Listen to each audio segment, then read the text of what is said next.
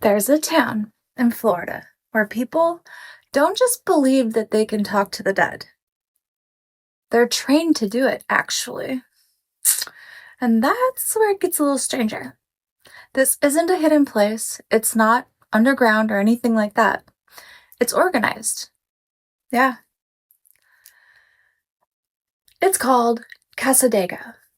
And if you didn't know what it was, you'd probably drive just right past it, right through it.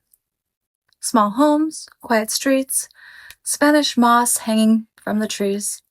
It feels calm. Almost too calm. Because nothing about it immediately tells you what people actually come here for.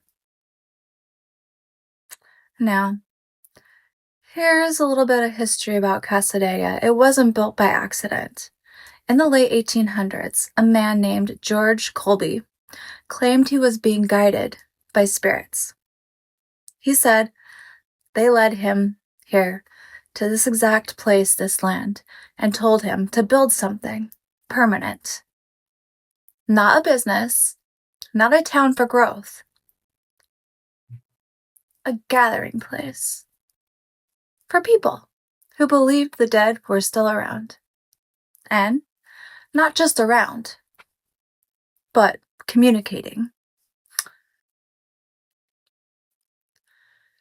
Today, that belief isn't just a vibe. It's structured. At the center of the town in Cassadaga, they have this spiritual camp. And inside, you don't just find random psychics, no. You find certified mediums. People who have gone through training, classes, testing.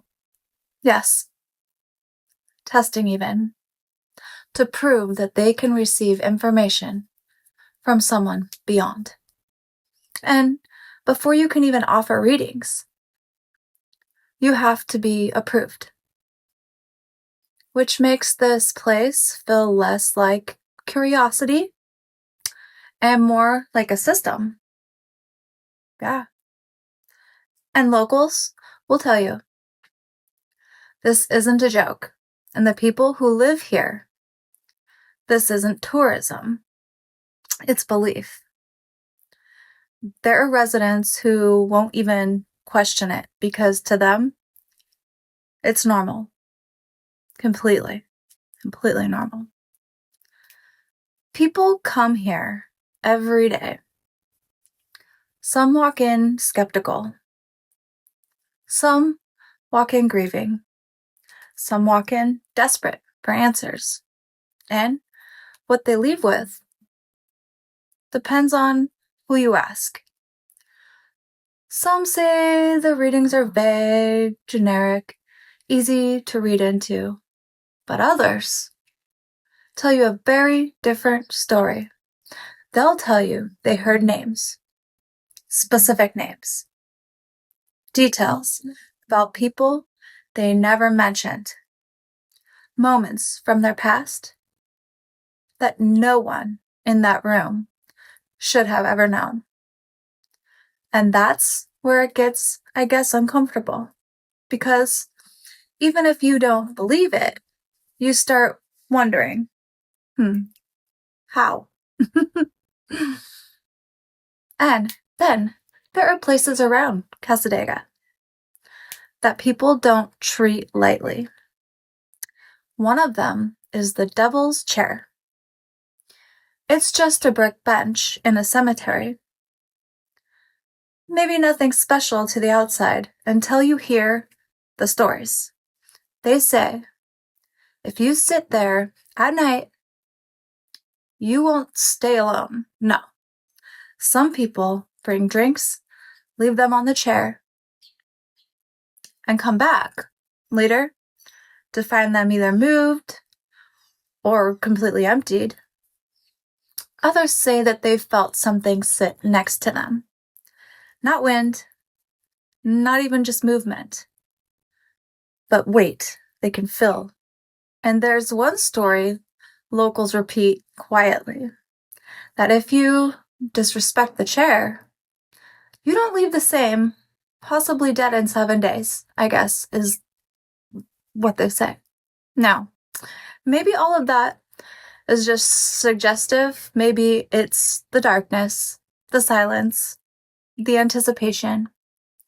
Because when you're told something might happen, well, your mind sometimes starts looking for it.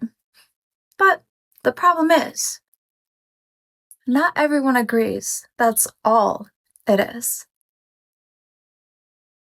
Even during the day, people say Cassadaga feels different, quieter than it should be.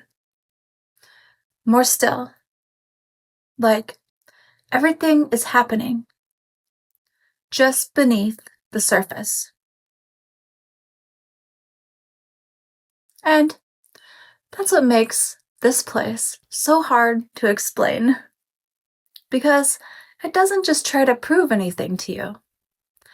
It just exists. The people, the beliefs, the stories. All out in the open. And you're left with one question.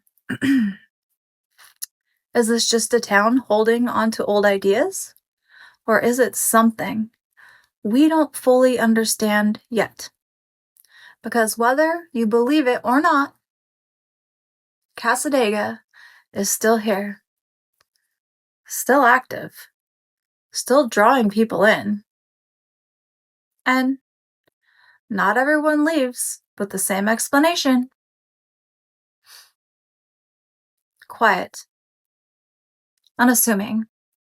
And just unsettling enough to make you think twice about what you believe. See you tomorrow!